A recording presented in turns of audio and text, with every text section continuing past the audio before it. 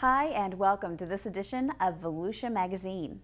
Well, Volusia County's Marine Science Center does it again with the successful rescue, rehabilitation, and release of a rare Kemp's Ridley sea turtle. And tobacco-free campuses allow students to breathe easier. Michelle Coates takes us along to check out the University of Central Florida's Business Incubator located at the Daytona Beach International Airport. And Community Information Director Dave Byron sits down with Coastal Division Director Joe Nolin. Those segments, news, and more coming right up on Volusia Magazine. I'm Amber Patterson, and I hope you stay tuned.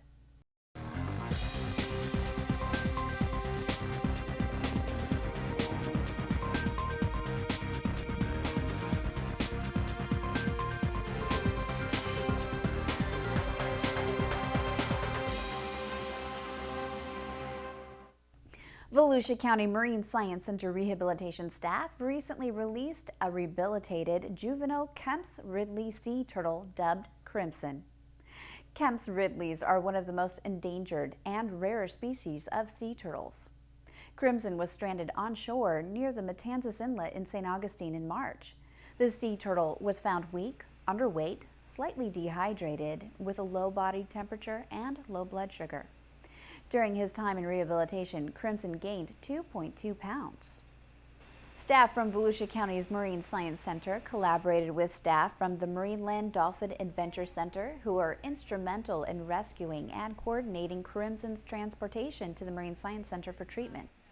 And so we were able to get Crimson and do some x-rays, and we did discover that he had some pneumonia going on and also some crab shell impacted in his digestive tract. These sea turtles spend a good amount of time in the Gulf of Mexico, nesting primarily in Mexico. They do travel along the Atlantic coast and are often stranded when they are caught too far north when the water temperatures drop too quickly for them to adjust or migrate back south. A lot of times Kemp's Ridleys are found in this area. When it gets warmer, they head up to kind of all the way along the Atlantic coast as far as New England, and sometimes they get up there, and when the water gets too cold too fast, they aren't able to make their way back down fast enough, and they will strand along the Atlantic coast. Since opening in 2002, the Marine Science Center has cared for more than 900 juvenile and adult sea turtles, more than 15,000 hatchlings and washbacks, and more than 1,000 gopher tortoises, freshwater turtles, and snakes. The Mary Keller Seabird Rehabilitation Facility at the Marine Science Center has received more than 9,500 birds since opening in 2004. For more information, you can log on to marinesciencecenter.com.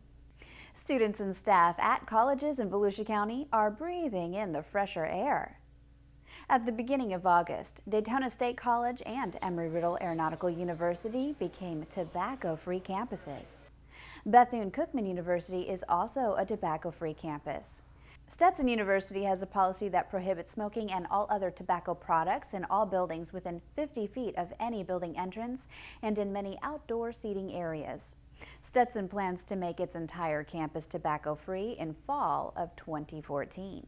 It's well established that the use of tobacco products is attributable to certain forms of health problems. The dangers of using tobacco are the basic health effects that people generally hear about.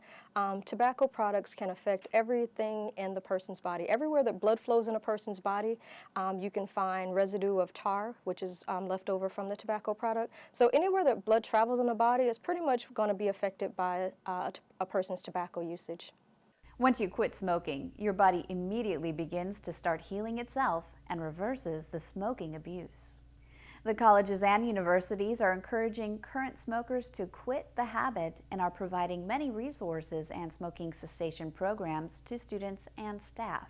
We are working with the Volusia Health Department, and you'll see these brochures all over campus, Quit Smoking Today. They have a hotline number. It's 1-877-822-6669, and it's the quit line, the Florida quit line number. You call that number and it gives you 3 choices as to how you would like to quit. You have the option of doing it online. You have an option of web coach, which is a new way to do it, where you take an online course and you set up your quick date and it's interactive. Or you can sign up for the face-to-face class and get the support of those who attend the class over the 6-week period or the one-time Tools to Quit class. The Volusia County Health Department also has resources to help people quit smoking. For more information, you can visit volusiahealth.com and type "quit smoking" in the search bar. Heavily traveled Orange Avenue in Daytona Beach is about to get a complete makeover thanks to a partnership between the City of Daytona Beach, Volusia County, and the Florida Department of Transportation. Taking action at its July 25th meeting in DeLand, the Volusia County Council unanimously agreed to contribute $1.7 million in gas tax revenue as its part of a $19.5 million project for reconstruction of Orange Avenue. Although Orange Avenue is totally within the city's boundaries, it has historically been maintained as a county road, and it functions more as a city street. With the agreement, the county will turn over the road to the city. County engineer Gerald Brinton said Orange Avenue's pavement is in extremely poor condition due to deferred maintenance awaiting funding of this long overdue project. But this is much bigger than a road project. This is a redevelopment project of the Midtown area. It's going to involve, of course, the reconstruction of the pavement. It's going to be all brand new curbs. It's going to have new sidewalks. It's going to have crosswalks with stamped concrete that are colorized to make it attractive aesthetically. But it's going to be taking all those ugly overhead power lines. They're going to be burying those underground. All the sewer lines, the sanitary sewer, the reuse lines, the stormwater pipes that have caused some of the failure of the pavement, all of those are going to be totally replaced. And so this is a major $19.5 million project, and the county's contributing, toward that, but it's far bigger than just a road project. In addition to the county's $1.7 million cash contribution, the county has also agreed to pass through the city a $4.7 million grant from the Florida Department of Transportation that is only available to counties. The city, which will oversee the construction, is contributing $6.9 million for the road-related portions of the project and $6.2 million for the replacement of the city's underground utilities. The Orange Avenue upgrade comes as design work continues on a high-rise replacement bridge over the Halifax River at the east end of Orange Avenue. Hello, I'm Volusia County Sheriff Ben Johnson with an important public service announcement.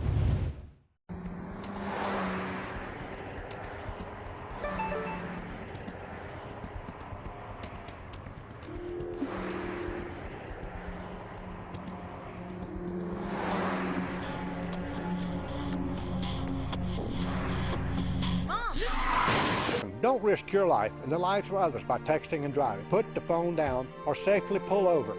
Looking down for 1 second is all it takes. Is it really worth it? And now we join reporter Michelle Coates on the Business Beat for a look at the University of Central Florida's Business Incubator at the Daytona Beach International Airport.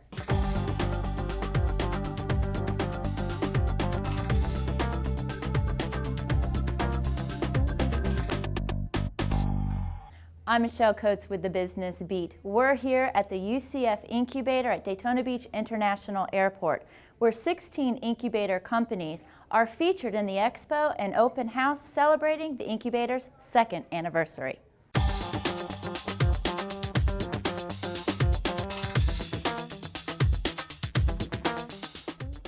A big crowd was on hand to celebrate the anniversary and tour the incubator and its featured companies. To be here and be fulfilling my dreams is amazing.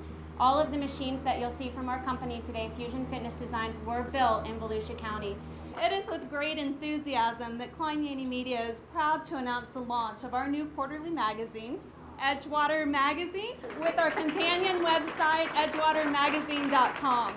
16 early and second stage companies are based at the incubator.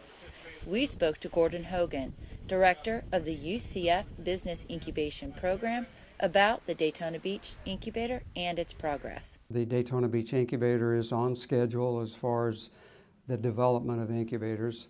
So we're happy with the progress that's been made. and we're looking forward to a great future. We've had wonderful support from Volusia County.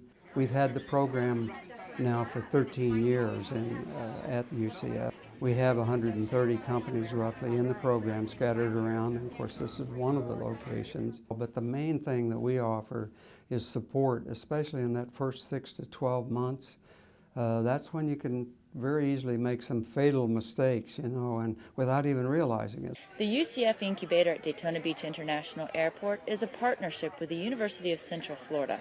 UCF's Business Incubation Program is a leader in business incubation and has an impressive track record in preparing entrepreneurs for the globally competitive business environment. The UCF program won the 2013 Incubator Network of the Year Award at the National Business Incubation Association 2013 International Conference. We see a very high success rate if they graduate from the incubator. Now that means they're with us 2 to 5 years, so they're here for a while. If they graduate, over 80% of them are still in business 5 years later. The celebration was an opportunity to introduce to the public the 16 early and second stage companies and their products, and also introduce the free co-working space and research corner, both of which are available for use by the community. We think it's a good idea and a good use of the space, and it might help us cultivate some clients that'll come to us in the future months. The highlight of the event was the presentation of the program's Entrepreneur of the Year Award. We pick a client that we think has the most potential and has made the most progress while they're here, and they don't have to be a huge success already, but they're on their way. We had a chance to speak with the 2013 Entrepreneur of the Year Award winner, Magdi Attia of ABM Engineering, about his company and what it means to receive the award. Receiving this award is really validation that we're doing the right things. To have a group such as the UCF Business Incubator program acknowledge that you're doing all the right things and rewarding you for it is validation. Now, there are no guarantees for success, but it's as close as you can come as a guarantee. With up-and-coming entrepreneurs like Attia and his Daytona Beach Incubator neighbors, it's no wonder the program graduates see such success. The UCF Business Incubator at Daytona Beach International Airport is an important link in our county's sustainable economic growth. I'm Michelle Coates with the Business Beat. Thanks for joining us today. Now let's join health correspondent Stephanie Strong for this report from the Volusia County Health Department.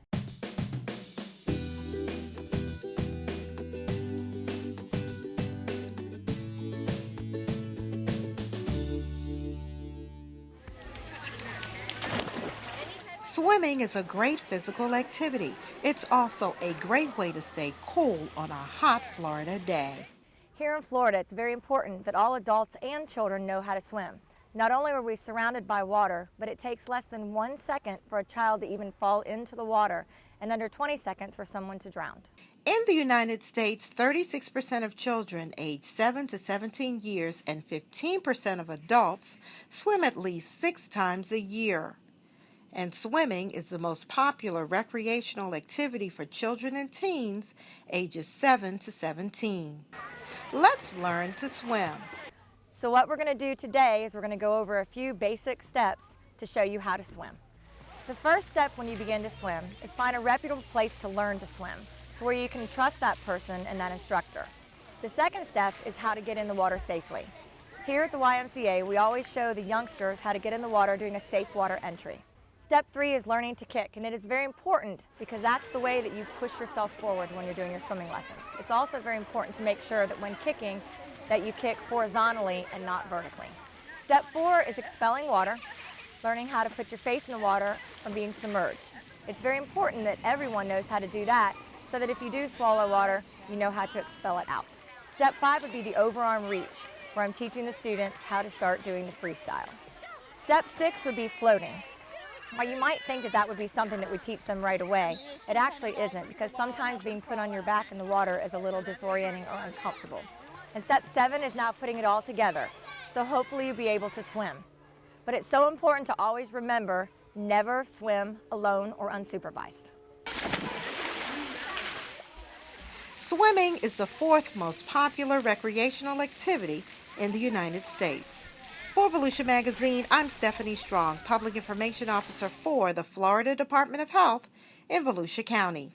As always, if you have any questions about this or any other health-related issues, you can log on to volusiahealth.com. Time now to head into the studio to join our very own Community Information Director, Dave Byron, and his guest, Volusia County Coastal Division Director, Joe Nolin, for this in-depth discussion. Well, thanks, Amber, and hi, everyone. Sport and commercial fishing is a major component of Volusia's recreational and economic makeup. And as such, the Volusia County Council has made a significant commitment to the continued growth of the county's offshore artificial reef program. In fact, the County Council 2 years ago committed to doubling the number of artificial reefs and plans to continue with an aggressive reef expansion. With us in the studio today for more on this is the county's Coastal Division Director, Joe Nolin. Joe's been very instrumental in the development of the artificial reef program. Joe, how you doing today? Thanks Real for being good, with Dave. us. It's great to be here. Hey, this is really and truly a true success story. Absolutely. The last time you were here was probably a year and a half or so ago. We were talking about this county council commitment to double the number of reefs. So here we go. How'd we do? We doubled them. We doubled them in 3 years. 3 years flat, as a matter of fact. In July 2010, the county council made a leadership decision, really, to double the number of artificial reefs offshore Volusia County, and that would increase the reefs from about 50 to about 100 plus. And in 3 years, July of 2013, we achieved that goal. And what I've learned from you, Joe, is the fact that, particularly if you're a commercial fisherman, let's say, and you take out these charter trips and so forth, these reefs are close enough, so it actually, I guess, gives these charter operations the ability to do 2 half-day trips, therefore making more money. Exactly, and our artificial reefs are constructed from 5 to 15 miles offshore, and that's very near shore. That's considered near shore. Most of the natural reefs start to occur 20, 22, 25 miles offshore, so they're way on out there, and it's a far piece to run, you know, hour and a half trip, hour plus. But our artificial reefs, which we now have over 100, are built anywhere from 5 to 15 miles, from about 65 feet of water to 85 feet of water, so it's well within sport diving limits. It's a great diving locations as well. And it makes it reachable for a half-day trip. And we realized that back in the late 80s, early 90s, that the local charter operators, which is a real important fishing component of the fishing industry in East Volusia particularly, they started making multiple trips per day, right? Half-day, sometimes 3 trips out to the near-shore artificial reefs to catch king mackerel or cudas or cobia. And other pelagic type species in the summer, and that's their bread and butter time, really. From about race weeks on, that's when the charter and deep sea fishing industry really picks up. And with the advent of these near-shore artificial reefs, it's really helped that industry thrive. And it's close enough, Joe, if you know, if you're kind of a weekend fisherman, maybe you got a 22-foot boat, you know, you can safely go out to these reefs as long as it's good weather, and you can be out there in a short period of time. Absolutely. This is great for mom and dad and the kids. It's safe. It's in many cases on a real calm conditions, on fair weather days, it's 15, 20 minutes tops out to some of the nearer shore reefs, and you can catch some quality fish, red snapper, grouper, cobia, kingfish, and other animals out there, and just have a great time with it with the kids, and still feel safe, and not have spent an arm and a leg on gas money. There you go. That's the other thing. Joe, for people that are not familiar with the term artificial reef, give us a description of what this is, because I mean, this is an amazing recycling program as well. It really is. It's recycling on the Herculean scale, if you will. These are, and I'll give you the nuts and bolts of the program. We accept, we take in donated concrete culverts, utility poles, bridge pilings, bridge decking pieces, clean concrete materials. That are beyond their useful life. A lot of times these concrete culverts, large, some of them are 20,000 pounds each. I mean, these would be a 9 to 10 foot in diameter structure, 10 feet long, solid concrete culvert, pipe. And these are donated to our program. We get them for free. We pay a little bit in trucking to have some of these companies that that clear out their yards periodically from time to time because they might make a mispour or have a structure that doesn't meet a certain density requirement or these sorts of things, or it's been in the yard too long, or it was an over order or something. And these are culls. These are leftovers that are no longer usable, right? Because once they sit out in the yard, they get kind of stale and they have to get rid of them. But it's hardened concrete, so it's not easy to get rid of unless you're going to crush it and take it to the landfill or something like that. So these companies found an opportunity to avoid tipping fees, and we get it for free. And they'll truck it to us. We'll offload it in our Rivershore artificial reef staging yard that we manage cooperatively with the city of New Smyrna Beach. We have an agreement with the city. It's right opposite the municipal airport off US 1 in New Smyrna. And then our marine contractor will take that material from the site there, load it onto their barge, about 350 to 400 tons of these large structures, huge, massive structures, utility pipe and stuff and pilings. And they'll haul it offshore anywhere from 5 to 15 miles on one of our federally permitted reef construction areas. We've got 13 federally permitted reef construction sites, about a mile square each. And they'll double anchor the barge, pin it down, and they'll deploy that material off the side of the barge with a front end loader with forks or a bucket, depending on what the material type is, and pile it up on the seabed in a very discreet location. We make sure the numbers are right on the money, and it's exactly where we want it, on our federally permitted location on the seabed where we have authorization to construct reefs. And then we configure them in such a way that they benefit each other from an ecological and a habitat standpoint. So tell us what happens once this material is on the ocean floor. It's an amazing and very quick spawning grounds, I guess, for all kinds of fish. It really is. Almost immediately, within 3 or 4 days, we've observed that bait fish immediately start to colonize the structure. And then you start getting all kinds of marine biofouling organisms, right? Invertebrate animals such as hydroids, bryozoan, tunicate, sponges, soft and hard corals, barnacles, and these sorts of things. And they all grow right on, they attach themselves to the concrete, right? Or to the steel ship, in the case of a steel ship or a barge that we say. And they foul the thing, that is what the term is. And they actually just coat it like a living coating or carpeting, if you will, on this thing. And within 4 or 5 months, we've had, once all those types of animals start to colonize the material, it's hardly recognizable anymore as a concrete culvert or structure utility pole or piece of broken concrete. It just looks like this carpeted fur of living material, right? That's oftentimes brightly colored and gorgeous. I mean, it looks like living reef. That's what it is. And immediately, as that's taking place, you get all manner of fish, shrimp, and crabs that graze on that living material, the sponges and the tunicate and the bryozoan and the hydroid and the corals that graze on that. They start to colonize it too, and then on up the food chain. You get larger fishes eating the shrimp and crabs and fish, and littler bait fish and this sort of thing. And then they become great places for us to fish.